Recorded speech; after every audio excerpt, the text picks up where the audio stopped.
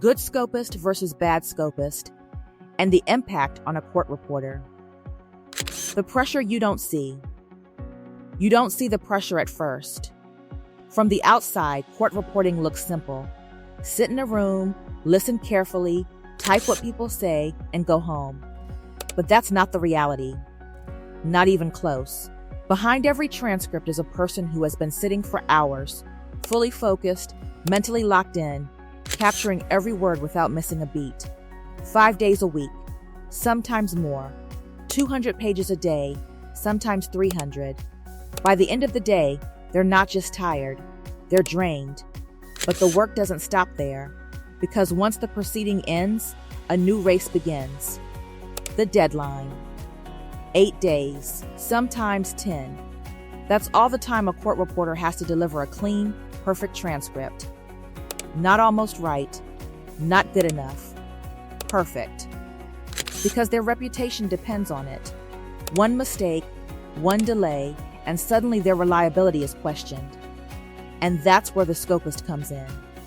A good scopist doesn't just help, they save the reporter. But a bad scopist? They can quietly destroy everything. What a good scopist really does. Let me show you what that really looks like. A good scopist understands the pressure without being told. They know that every transcript they receive isn't just a document, it's a responsibility. It's someone's name, someone's business, someone's career on the line. So they approach the work differently. They don't rush blindly. They don't guess. They don't skip over unclear audio and hope it doesn't matter. They listen carefully. They research names, medical terms, technical jargon. They fix punctuation so meaning stays intact. They make sure every speaker is correctly identified. They take a rough transcript and turn it into something clean, professional, and reliable. And most importantly, they meet deadlines. Not almost, not I tried. They meet them because they know the reporter is depending on them. Working with a good scopist feels different. There's trust. There's consistency. The reporter can finally breathe, knowing the job is in capable hands. That kind of scopist becomes irreplaceable. They don't chase work. Work chases them. The hidden danger of a bad scopist. Now let's talk about the other side. The bad scopist doesn't always look bad in the beginning. Sometimes they sound confident. Sometimes they have experience. Sometimes they even have a full schedule, which makes them seem in demand. But the problem starts showing when it matters most. They take on too much work, thinking they can handle it all. They rush through transcripts just to get them done. They stop paying attention to detail. Errors slip through. Names are wrong. Punctuation changes meaning. Speakers are misidentified, and then comes the worst part. They miss deadlines. Or even worse, they disappear. When everything falls apart, imagine this. A reporter has a large job, 350 pages, a same-day delivery, a team is carefully planned, every scopist has a role, everything is timed perfectly. And then one scopist decides to stop. Right in the middle of the job, no completion, no backup plan, just gone. Now the entire system collapses. The reporter is left scrambling, trying to fix the gap, reassign the work, or worse, do it themselves under extreme pressure. The clock is still ticking. The deadline hasn't changed. But now the situation is completely out of control. And when the transcript is late, the client doesn't blame the scopist. They blame the reporter.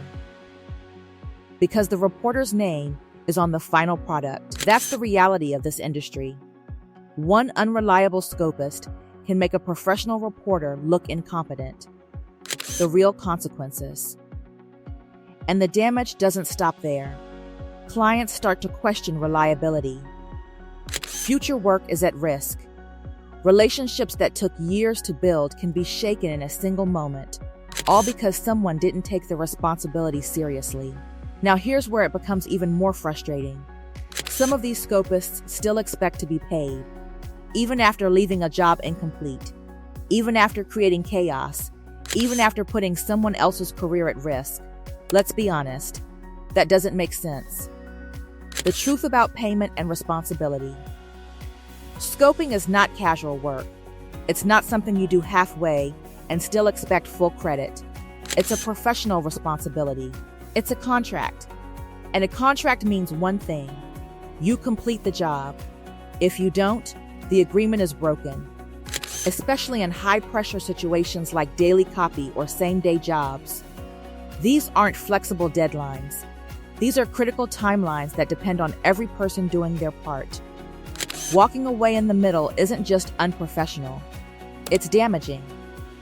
Now, some reporters choose to pay anyway, not because they agree, but because they want to avoid conflict. They don't want negative talk. They don't want their name dragged into unnecessary drama. But that doesn't make it right. Because when standards drop, the entire industry feels it. The mindset that changes everything. This is exactly why the difference between a good scopist and a bad one matters so much. It's not just about skill. It's about mindset. A good scopist respects the work. They respect the reporter. They respect the deadline. They communicate clearly. If there's a problem, they say it early. Not at the last minute. Not after the damage is done. They know their limits. They don't overpromise just to get more work. They focus on delivering quality, consistently. And because of that, they build something powerful. Trust. And in this industry, trust is everything. Why good scopists always win? Because once a reporter finds someone they can rely on, they don't let them go.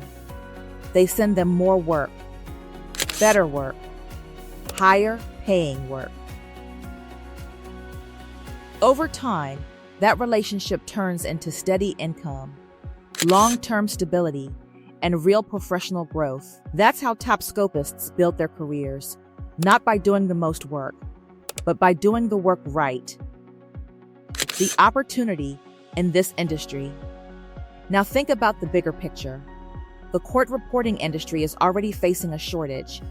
Reporters are overwhelmed. The workload is increasing.